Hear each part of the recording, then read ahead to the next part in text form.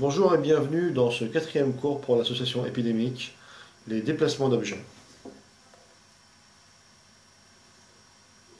Un déplacement d'objet, qu'est-ce que c'est? Eh bien, nous avons une image, un objet, et un écran.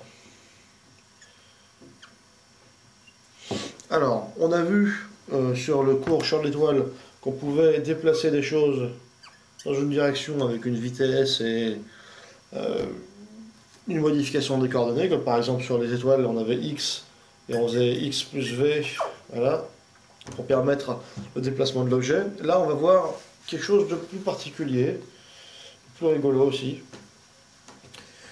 qui vous permettra de faire des petites animations intéressantes. Alors la plus simple étant la suivante, la sinusoïde. Alors, la sinusoïde, qu'est-ce que c'est?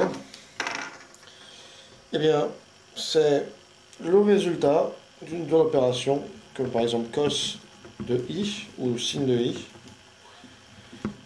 avec i qui va de 0 jusqu'à 360 degrés.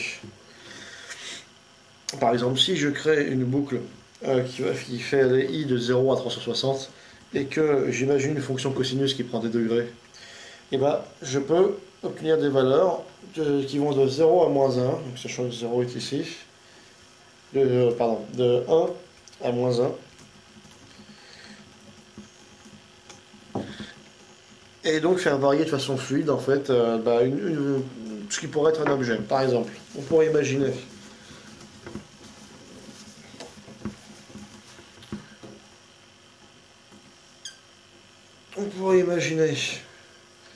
un objet, par exemple une troll face, hein, et la faire aller de haut en bas de façon sinusoïdale, comme ça. Avec comme un léger freinage en haut, un léger freinage en bas, un léger freinage en haut, etc. Il suffirait de placer donc une valeur ici, qui est le milieu de l'écran, et de faire cette valeur-là plus cos, ou plus ou moins d'ailleurs, cos de i avec i qui va de 0 à 360, enfin même à 180 ça suffirait pour tout dire, et de multiplier cette valeur-là qu'on obtient avec cosinus par l'amplitude qu'on chercherait à obtenir. Par exemple, si on multiplie par 10, et bah, de la position initiale jusqu'à la position d'arrivée, on aura 10, donc on aura 20 d'amplitude au total. Voilà, ça c'est pour un déplacement sur un axe, donc ça marche dans tous les côtés, hein. On peut imaginer un déplacement horizontal également. Et on peut également mêler sinus et cosinus d'une façon très singulière. Voilà, donc on a notre écran, notre troll face.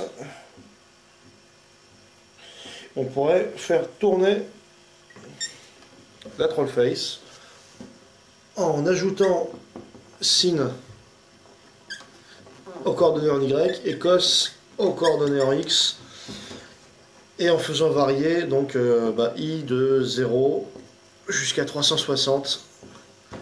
Eh bien, on aurait un point de départ ici, une influence en x qui dépendrait de cosinus, une influence en y qui dépendrait de sin, et donc on aurait une rotation.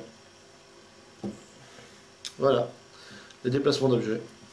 Vous pourrez faire avec sinus et cosinus, ça vous permettra de tracer des cercles également. Amusez-vous bien, et rendez-vous à la prochaine vidéo.